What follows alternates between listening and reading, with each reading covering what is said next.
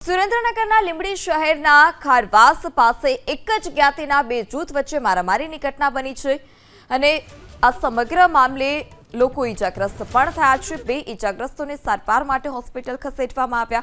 આ સમગ્ર મારામારીનો બનાવ અંગે તફાવતમાં થયો હોવાની પોલીસને આશંકા છે। સમગ્ર મામલે વધુ તપાસ પણ હાથ ધરવામાં આવી છે। તો પ્રતીક્ષા રેસિડેન્સીમાં યુવકો વચ્ચે બબાલ થઈ હતી, જેમાં બે લોકો ઈજાગ્રસ્ત થયા છે। અંગે તફાવતમાં મારામારી થવાની શક્યતા। ये वीडियो है ने એને પોપારે ને બપોરના બે ફામ ગાડી ગયો મને બે ત્રણ ઝાપટો મારી પછી માર છોડીને પકડી નાખી દીધી। એ ઝાપટો જ મારી અને માર છોકરાને ગટરમાં પાડી દીધો।